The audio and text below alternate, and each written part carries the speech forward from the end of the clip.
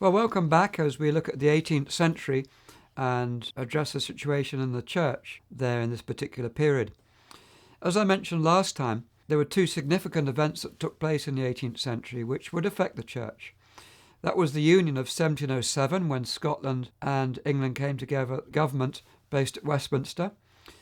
And with that came the 1712 Patronage Act, despite the fact that the Presbyterians in Scotland had been promised that they could keep their precious Christian democratic process. It was actually completely thrown down just 5 years later. And so what happened was a local landowner who was wealthy would choose the pastor of, and that way the democratic system was completely thrown aside, and he could choose somebody who was the most liberal person possible. So you had a choice in those days. If you really wanted to follow Jesus and obey the Bible, you stayed there and inwardly groaned, or you left to try and find somewhere else. So that was the backdrop there in this particular time, in the beginning of the early 1700s. And then the church, we find a split starts to happen.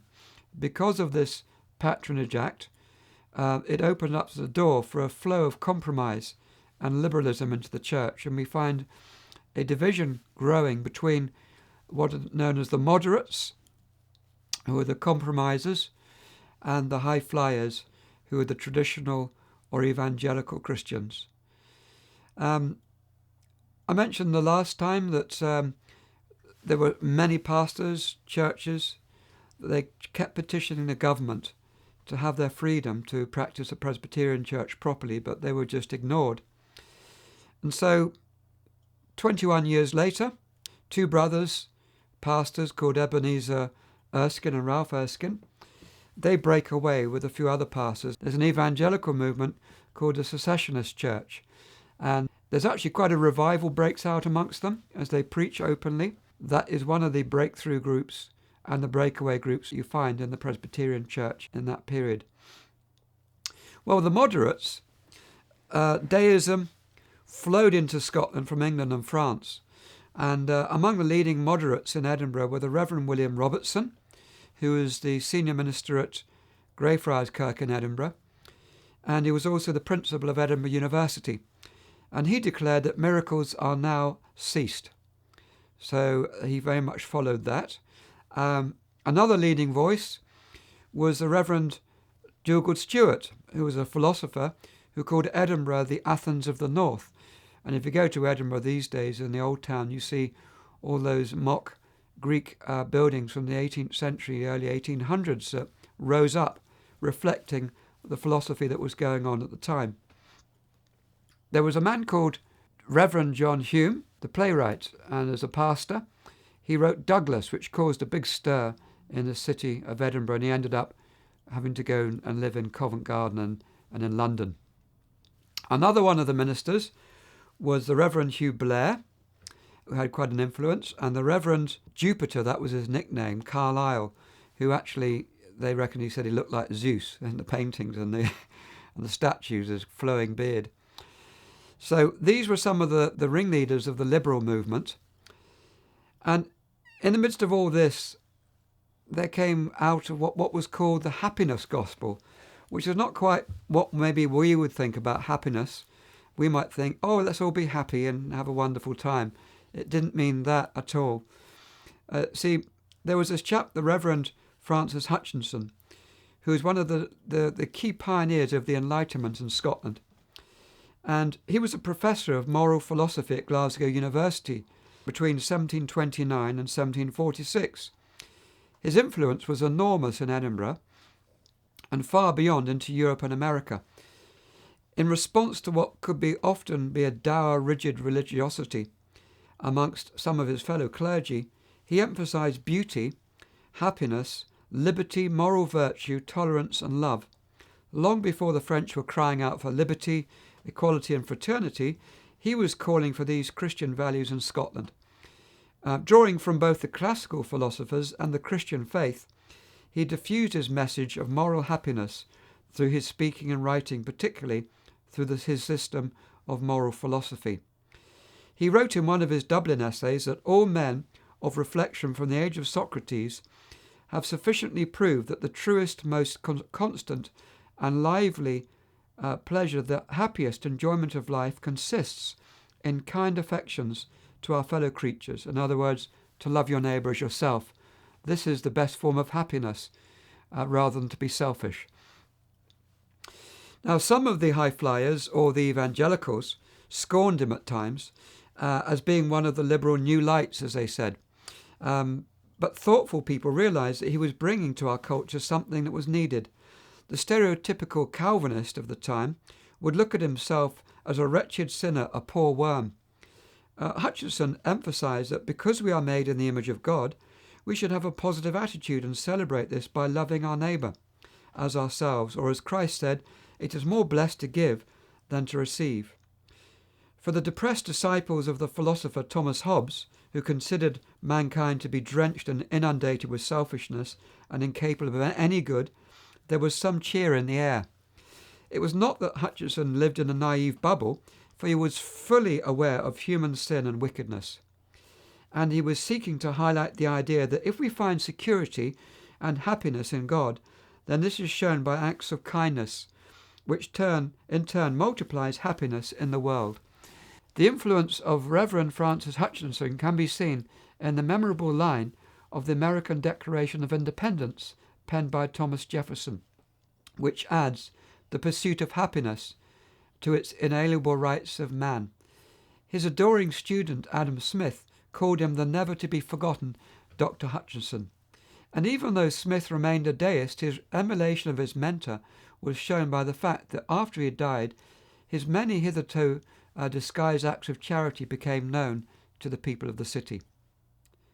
Another Christian at this time who began to challenge the status quo was the philosopher Thomas Reid, who was another pastor, the Reverend Thomas Reid, professor of moral philosophy at the University of Glasgow, was in a great position to challenge David Hume on his own turf.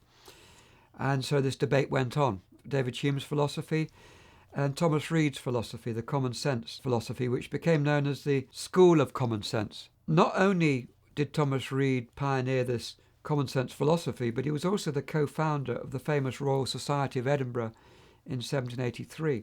He had a big influence, not just only in Scotland, but abroad in Europe and especially in America. And in fact, there's even been a revival of this common sense philosophy amongst some of the debaters and thinkers in that great nation there. So, if Hume's rationalism meant that you could not believe something exists unless you had scientific proof for it, then Reid's attitude was that we have been given 5 senses so that we can actually know by common sense whether something exists. For example, Hume might need brick samples to prove whether a house exists, but Reid would be convinced that a house exists if we could touch it and see it for ourselves. And so this obviously appealed to a lot of people who couldn't get into the depths of philosophy, and it made far more sense to the average person. Now, the second main group, as I've mentioned, the moderates or the liberals, these were the evangelicals. And among the leaders of this group were the Reverend Alexander Webster and the Reverend Dr. John Witherspoon, who was the first principal when he went to Princeton University in America, and was a leading voice for American independence when he was there. I've also mentioned the Reverends Ebenezer and Ralph Erskine, who were brothers, and the Reverend Dr. John Erskine, who was different, he was not connected with them. These became the driving force in Scotland behind world mission, actually, and distribution of Christian literature. Something more than a radical happiness gospel needed to happen in Edinburgh and Scotland because something had to happen to change the sinners, to transform them, and that would be the revolutionary power of the preaching of the gospel. So there were 2 key figures that appeared in Scotland at this time. That was George Whitefield and John Wesley. They were both Englishmen, Anglican preachers, but they were welcomed in Scotland. And this was a sign of actual desperation from the evangelicals in Edinburgh, that they had actually asked the English to come and help them. It shows you how desperate the situation really was. So in 1742, a human fireball hit Scotland.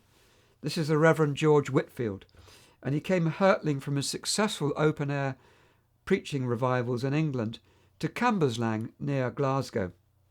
A memorial there, placed by the Friends of Cambuslang Park, was erected in March 2008. It says, "The Preaching Braes, site of the Cambuslang Walk, or the Work, the great religious revival of 1742. In this place of the Methodist evangelist George Whitefield led congregations of many thousands in prayer and worship."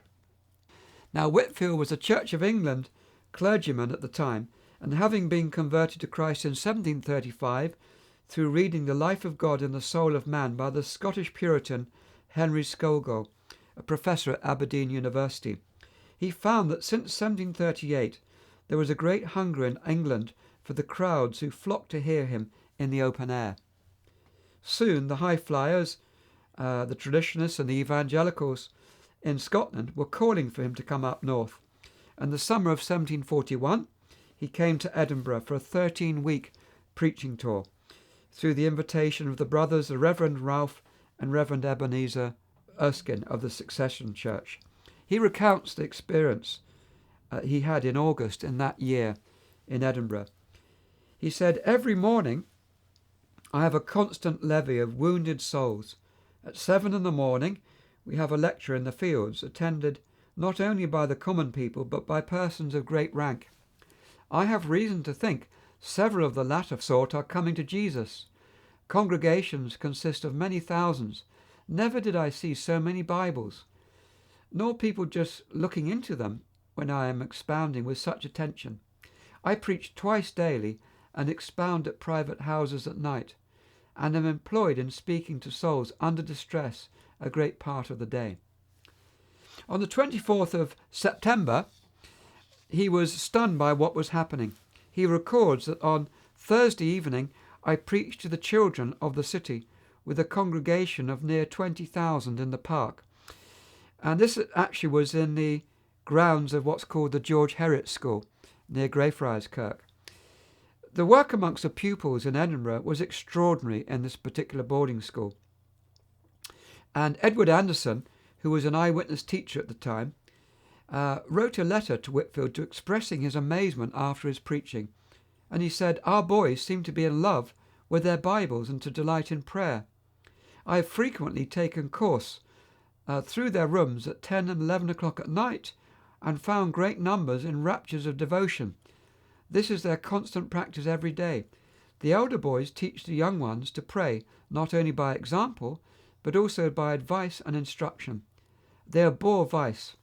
The other hospitals or schools, and they live now in great friendship and love, delighting to talk of the goodness of God to lost sinners, whereas formerly they were too often falling out. Heriot's Hospital, or this is a school we call George Heriot, is now no more a den of vicious boys, but a Bethel, for there God is worshipped."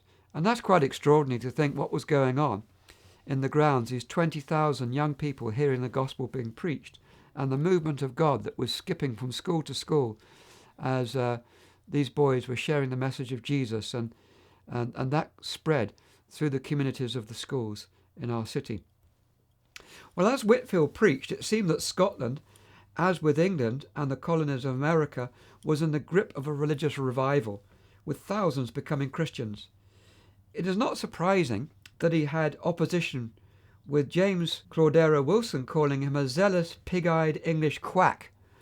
Well, Whitefield's famous revival gathering of about 30,000 at Cambuslang witnessed many deep emotional expressions, including shaking, swooning, and crying out, as the people came under the conviction of sin and turned to Christ. The moderates tended to scorn the meetings as much as the Enlightenment set. But Alison Coburn could despairingly write to her friend David Hume, "The drinking dens are empty, and everyone has gone after Whitefield and Wesley."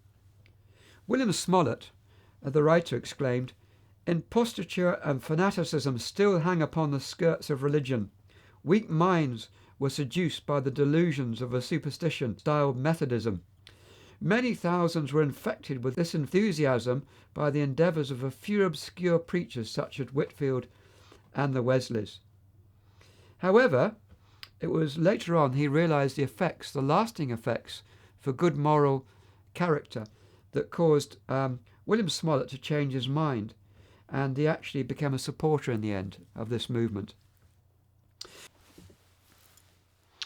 The Reverend Sidney Smith of the Edinburgh Review could use heavily laden words and phrases such as fanatics or lunacy and a conspiracy against common sense and rational Orthodox Christianity.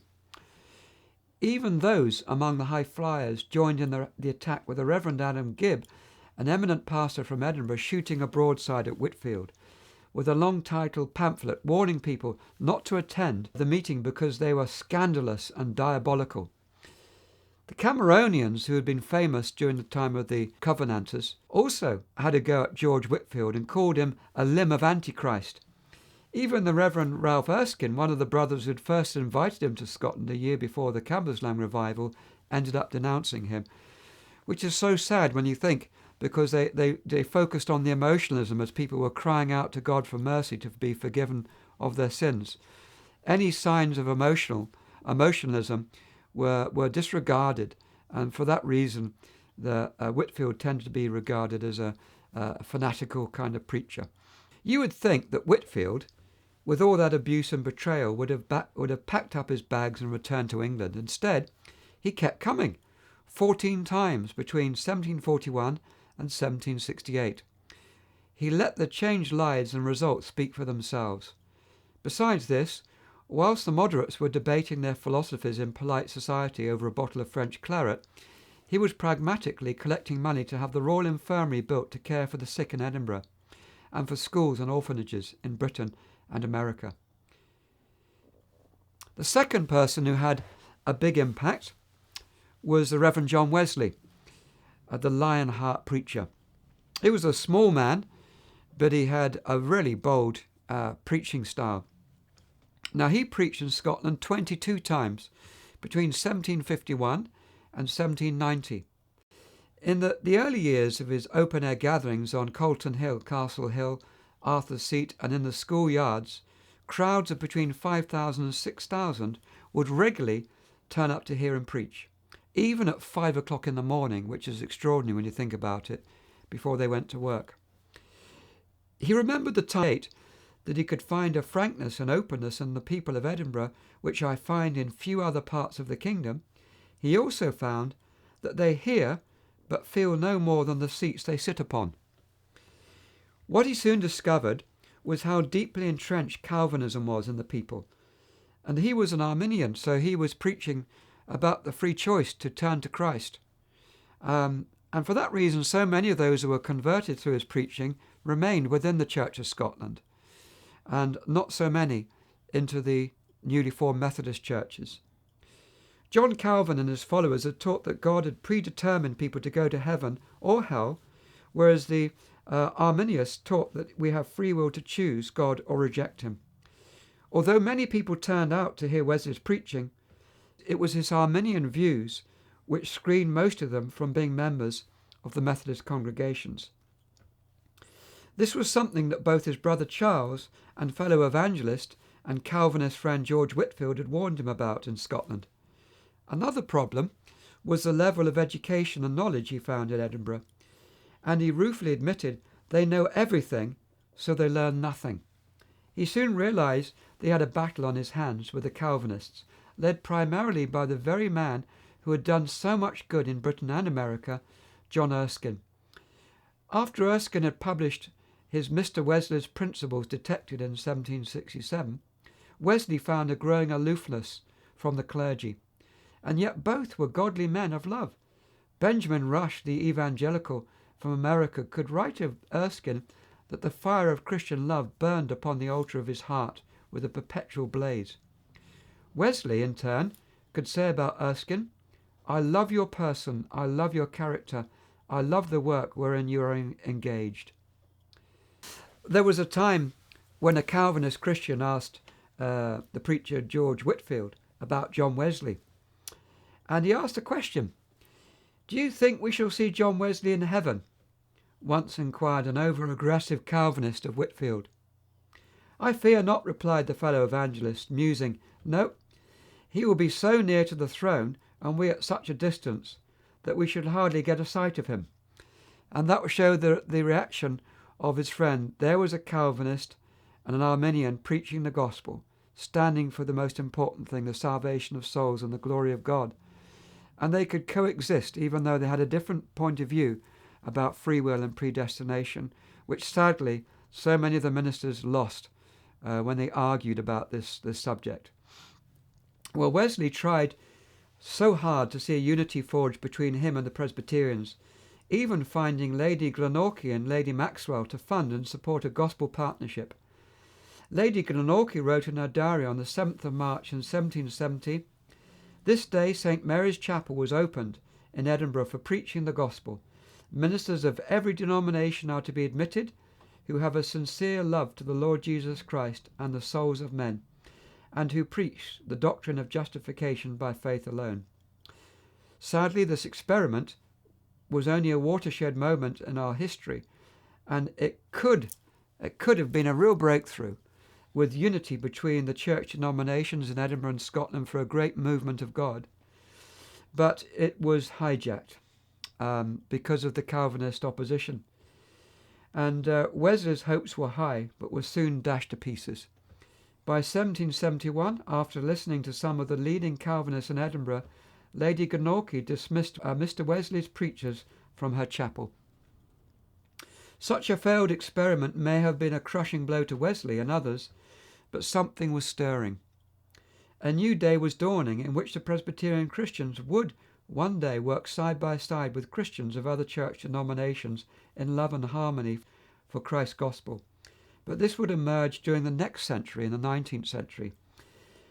It will be like a giant arising from a long sleep with global consequences. And one of the things which came out of this movement in the 18th century actually came through the Reverend John Erskine, who had opposed John Wesley. Erskine saw the impact of the gospel personally in 1742. He threw in his law career to become a Presbyterian pastor and shared the pulpit with the liberal Reverend William Robertson at Greyfriars Kirk in Edinburgh. Erskine became passionate for prayer, revival and world mission. He pioneered the prayer concerts, as they were called, in Scotland in the 1740s, and he was stirring people all the time to prayer for a Christian revival in Scotland and to pray for an awakening of the people back to God in Scotland. And this movement, this network of Presbyterian pastors spread through Scotland, and it was preparing the way for a massive work that would come later.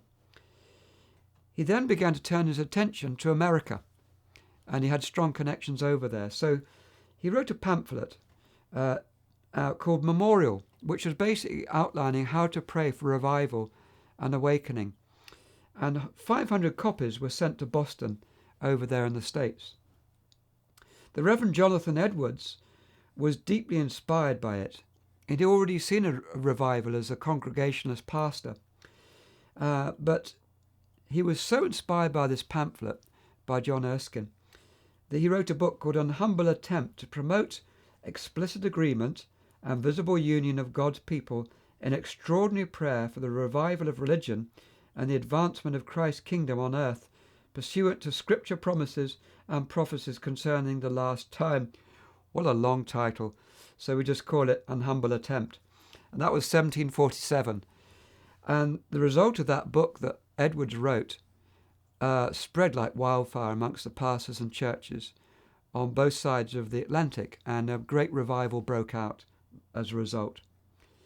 So what we see is prayer movements and revival movements both in Britain and America, and Erskine from Edinburgh having a significant impact on that.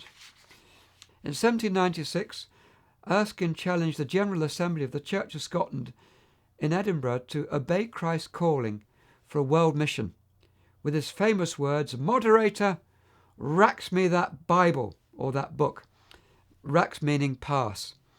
And you see, the moderates said that the responsibility of the church was only to teach good manners, to make people polite, and to feed and clothe and educate the poor, and that was it. And the minority of evangelicals were getting frustrated. They say, of course we need to do that, but we need to preach the gospel which converts the soul and transforms our culture. And we need to take the gospel to the nations. So it was the Reverend John Erskine who challenged them in the assembly, particularly from Acts 28 in the Bible, to preach the gospel to the barbarians. It was a watershed moment for Scotland's world mission.